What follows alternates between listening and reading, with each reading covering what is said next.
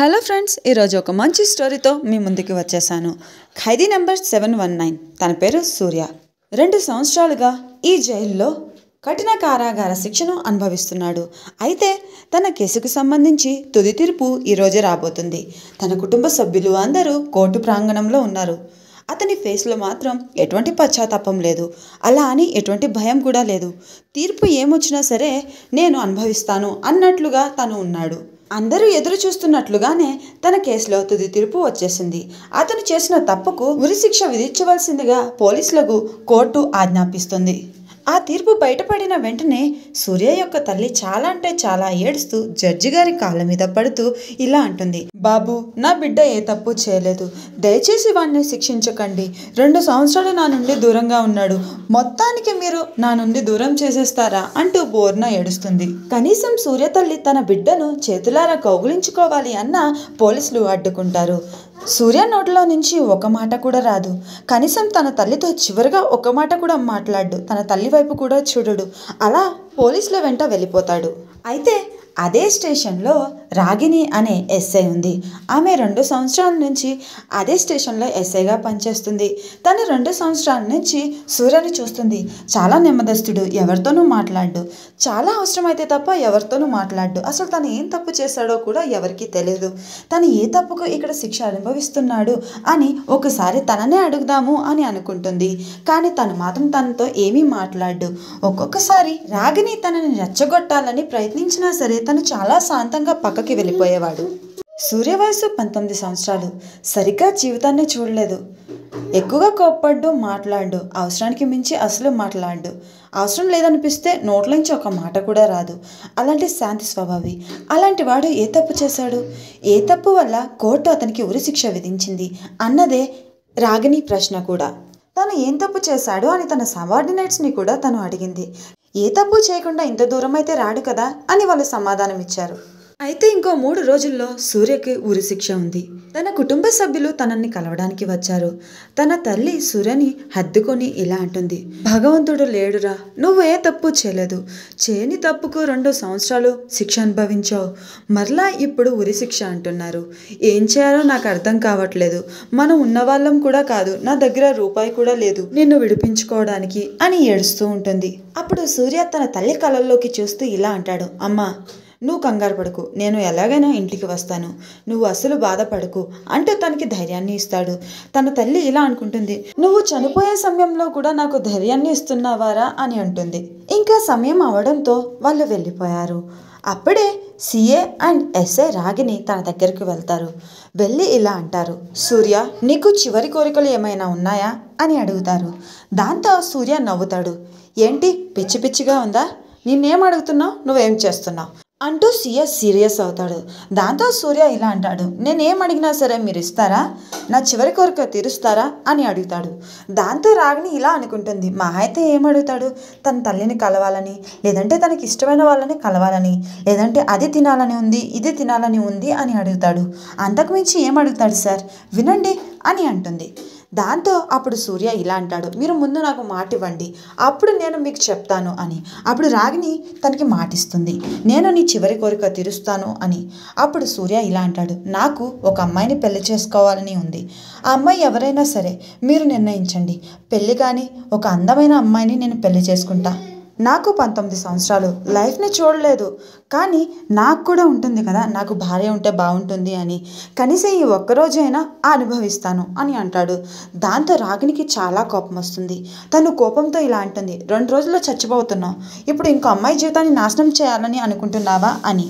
రాగిణికి చాలా కోపం వస్తుంది. అప్పటి వరకు సూర్య మీద ఉన్న కొంచెం ఇంప్రెషన్ కూడా పోతుంది. ఏంటి ఇలా ఆలోచిస్తున్నాడు, చనిపోతాడు అని తెలిసి కూడా పెళ్ళి అంటున్నాడు అని కోప్పడుతుంది. అక్కడి నుంచి సీఏ కోపంగా వెళ్ళిపోతాడు. రాగిణి కొంచెం శాంతంగా ఆలోచించి మళ్ళీ సూర్య దగ్గరికి వెళ్ళి అడుగుతుంది, అసలు ఏమనుకుంటున్నావు, ఇప్పుడు నువ్వు ఎందుకు పెళ్లి చేసుకోవాలని అనుకుంటున్నావు అని. అప్పుడు సూర్య ఇలా అంటాడు, మీరు నన్ను ఏమీ అడగొద్దు, నేను చివరి కోరిక చెప్పాను అంతే, మీకు ఇష్టం ఉంటే చేయండి లేదంటే లేదు, అది నా చివరి కోరిక అని అంటాడు. దాంతో తనకి ఏమీ అర్థం కాదు. రాగిని ఇలా అంటుంది, నువ్వేం చెప్తున్నావో అర్థమవుతుందా? 2 రోజుల్లో నువ్వు చనిపోబోతున్నావు, అది తెలిసి కూడా ఏ అమ్మాయి వస్తుంది నిన్ను పెళ్లి చేసుకోవడానికి అని. అప్పుడు సూర్య ఇలా అంటాడు, ఏదో ఒక గుడిలో వెళ్ళి అనౌన్స్మెంట్ ఇవ్వండి, ఎవరో ఒక అమ్మాయి ఉంటుంది మనసున్న అమ్మాయి నన్ను చేసుకోవడానికి అని అంటాడు. దాంతో రాగిని ఏం చేయలేక అక్కడి నుంచి వెళ్ళిపోతుంది. తర్వాత రాగిని ఇలా అనుకుంటుంది, సరే మనం ప్రయత్నం చేద్దాం, వస్తే వస్తుంది లేదంటే లేదు, కనీసం ప్రయత్నం చేద్దాం, ఈ అమ్మాయి కావాలని వచ్చి గోతులో అయితే పడదు కదా అని అనుకుంటూ పక్కనే ఉన్న మందిరంలో పోలీస్ స్టేషన్ తరపున ఇలా ప్రకటిస్తుంది, ఖైదీ నెంబర్ 719 3 రోజుల్లో తనకి ఉరి తీయబోతున్నారు. తన యొక్క చివరి కోరిక వివాహం చేసుకోవడం. ఎవరైనా మంచి అమ్మాయి మనసున్న అమ్మాయి ఆ వ్యక్తి కోసం వస్తే మేము దగ్గరుండి వివాహం చేస్తాం, కేవలం 2 రోజులు మాత్రమే ఆ వివాహ బంధం ఉంటుంది అని అనౌన్స్మెంట్ చేస్తుంది. అందరూ స్టేషన్లో కూర్చుని ఇలా అనుకుంటూ ఉంటారు, ఏ అమ్మాయి కూడా రాదు, ఎంతకు వస్తుంది, వచ్చి ఇటువంటి ఖైదీని ఎందుకు పెళ్లి చేసుకుంటుంది అని నవ్వుకుంటూ ఉంటారు. అప్పుడే ఒక కానిస్టేబుల్ చాలా ఫాస్ట్గా పరిగెట్టుకుంటూ వస్తాడు. వచ్చి ఎస్పీ సార్తో ఇలా అంటాడు, సార్ బయట ఒక అమ్మాయి పెళ్లి కూతురు వేషంలో ఉంది, తను సూర్యని పెళ్లి చేసుకోవడానికి వచ్చింది అని అంటాడు. దాంతో ఎస్ఐ కూర్చున్న చైర్లో నుంచి నుంచుంటుంది. ఎస్పీ కూడా షాక్ అవుతాడు, ఎవరా అమ్మాయి అంటూ వాళ్ళు షాకింగ్గా బయటికి వస్తారు. ఎస్ఐ రాగిని ఆ అమ్మాయిని చూస్తుంది. ఆ అమ్మాయి చూడడానికి చాలా చక్కగా ఉంటుంది, ఒక 17 సంవత్సరాలు ఉంటాయి. ఆమె దగ్గరికి వెళ్ళి ఇలా అంటుంది, నీకు బుద్ధి ఉందా, నువ్వు లైఫ్ని ఏం చూడలేదు, ఇటువంటి ఖైదీని పెళ్లి చేసుకుంటావా, మేము ఏదో మామూలుగా అనౌన్స్మెంట్ ఇచ్చాం, నువ్వు నీ లైఫ్ని స్పాయిల్ చేసుకోవద్దు అని అంటుంది. అప్పుడు ఆ అమ్మాయి ఎంతో ధైర్యంగా ఇలా అంటుంది, నేను ఆత్మవిశ్వాసంతో ఉన్నాను, నాకు ఆ వ్యక్తి అంటే చాలా ఇష్టం, నేను ఆ వ్యక్తిని పెళ్లి చేసుకుందామని అనుకుంటున్నాను అని తన వెంట ఒక పూజారిని కూడా తెచ్చింది. దాంతో తనకి ఎంత నచ్చ చెప్పినా సరే తను ఒప్పుకోలేదు. ఇంకా ఏం చేయాలో తెలియక రాగిని పోలీసులందరి సమక్షంలో పోలీస్ స్టేషన్లో వాళ్ళిద్దరికీ పెళ్లి చేస్తుంది. పెళ్ళి అయిపోయాక సూర్య ఇలా అంటాడు, నా భార్యను నా సెల్లో పంపించండి మేడం అంటూ చెప్పి అక్కడి నుంచి వెళ్ళిపోతాడు. రాగిని ఆ అమ్మాయితో ఇలా అంటుంది, నీ పేరేంటి? ఆ అమ్మాయి నా పేరు ప్రియా అని అంటుంది. ప్రియా, నువ్వు కావాలనే ఈ ఊబిలోకి దిగావు, తను ఏం చేసినా సరే నువ్వు మాట్లాడడానికి లేదు, నిన్ను తను ఏమైనా ఇబ్బంది పెడితే వెంటనే అరువు అని అంటుంది. ప్రియను సూర్య సెల్లో వదిలేస్తారు. ఒక 2 సిపాయిలను ఆ బయట చౌకీదారితనం చేయిస్తారు. వాళ్ళిద్దరూ లోపల ఏం జరుగుతుందా అని వింటూ ఉంటారు, కానీ ఎటువంటి శబ్దం ఉండదు. కొంతసేపటికి కొన్ని శబ్దాలు వస్తూ ఉంటాయి. తర్వాత ఆ అమ్మాయి ఏమైనా ఇబ్బంది పడుతుందా అని రాధిక సెల్ దగ్గరికి వెళ్తుంది, కానీ ఎటువంటి శబ్దం లేకపోవడంతో వెనుతిరిగి వచ్చేస్తుంది. కొద్దిసేపటికి రాగిని కొంచెం సేపు అలా నిద్రపోతున్న సమయంలో ఒక్కసారిగా అమ్మాయి గట్టిగా అరుస్తున్నట్లుగా వినిపిస్తుంది. దాంతో వెంటనే రాగిని పరిగెట్టుకుంటూ సూర్య సెల్ దగ్గరికి వెళ్తుంది. వెంటనే తాళాలు తీసి లోపలికి వెళ్తుంది. అప్పుడు ఆ అమ్మాయిని చూడాలి, ఎంతో భయంగా ఉంది, వణికిపోతూ ఉంది, తన చేతుల నిండా చెమటలే, చీరతో ఫేస్ మొత్తాన్ని కవర్ చేసుకుని ఉంది. తను చాలా అంటే చాలా వణికిపోతూ ఉంది. రాధిక ఇలా అంటుంది, ఎలా ఉంది, ఆత్మవిశ్వాసం అన్నావు కదా, ఇప్పుడు ఆత్మవిశ్వాసం రుచి చూసావా, ఎటువంటి వాడిని నువ్వు వివాహం చేసుకున్నావో అర్థమవుతుందా అని కోప్పడుతుంది. తర్వాత రాధిక ఇలా అంటుంది, వెంటనే బయటికి వెళ్ళు, వీడు ఇంతే, వీడు దుర్మార్గుడు, వీడు మంచివాడేమో అని నేను అనుకున్నాను ఆ చివరి కోరిక విన్నంత వరకు అంటూ తన్ని బయటికి పంపేస్తుంది. తర్వాత ఆ సెల్కి తాళం వేసేస్తుంది. రాధిక ఇంకా ఇంటికి వెళ్ళడం ఇష్టం లేక ఆ రోజు అక్కడే ఉండిపోతుంది. ఉదయాన్నే ఏసీపీ సార్ చాలా కోపంగా రాధిక మీద అరుస్తాడు. తనకి ఏమీ అర్థం కాదు, ఏమైంది సార్ అని అంటూ ఉంటుంది. ఏసీపీ సార్, సూర్య ఎక్కడా అని అడుగుతాడు. దాంతో రాధిక మేడం ఇలా అంటుంది, సూర్య తన సెల్లోనే ఉన్నాడు సార్ అని వెంటనే వెళ్ళి సెల్ తీస్తుంది. ఖైదీ డ్రెస్లో గోడకి అటువైపు పడుకుని ఒక వ్యక్తి ఉన్నాడు. అదిగోండి సార్ సూర్య అంటూ తనను లేపడానికి ప్రయత్నిస్తుంది.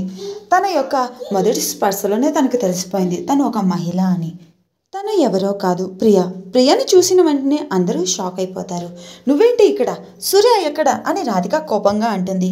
అప్పుడు ప్రియ ఏమాత్రం భయపడకుండా ఎంతో శాంతంగా ఆత్మవిశ్వాసంగా ఇలా అంటుంది, సూర్య ఇక్కడ లేడు, తను తన నిజాన్ని నిరూపించుకోవడానికి బయటికి వెళ్ళాడు అని అంటుంది. దాంతో రాధికకి చాలా కోపం వస్తుంది.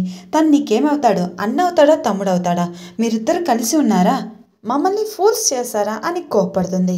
సిగ్గుగా లేదు ఒక వ్యక్తిని అబద్ధపు వివాహం చేసుకోవడానికి అని అంటుంది. అప్పుడు ప్రియ ఎంతో ధైర్యంతో ఇలా అంటుంది, తను ఏ తప్పు చేయలేదు, ఇప్పటి వరకు తను వెయిట్ చేశాడు, కనీసం తన కోసం ఎవరైనా వస్తారు, న్యాయం గెలుస్తుంది అని. కానీ ఆ చివరి ఆశ కూడా లేకుండా చేసేశారు అని కోపంగా అంటుంది. రాధికకు ఏమీ అర్థం కాదు. అసలు ఏమనుకుంటున్నావు నువ్వు? ఒక దుర్మార్గుడికి సహాయం చేసి ఇంత ఆత్మవిశ్వాసంతో ఎలా ఉంటున్నావు అని అంటుంది. అప్పుడు ప్రియ ఇలా అంటుంది, తను ఏం తప్పు చేయలేదు, తను ఇప్పుడు నా భర్త, నా కోసం తిరిగి మళ్ళీ వస్తాడు, తను ఏమీ పారిపోలేదు, నిజాన్ని నిరూపించడానికి వెళ్ళాడు. అప్పుడు ఇన్స్పెక్టర్ రాధిక, అసలు నువ్వెవరివి, తనకెందుకు ఇంత సపోర్ట్ చేస్తున్నావు, తన కోసం నువ్వు ఈ జైలు గదిలో ఎందుకు బంధించబడ్డావు అని అంటుంది.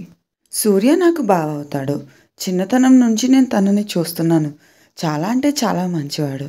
మా నాన్నగారికి సూర్య అంటే చాలా ఇష్టం, అందుకనే వాళ్ళకి ఒక వయసు వచ్చాక మా అక్కకి ఇచ్చి ఎంగేజ్మెంట్ చేశారు.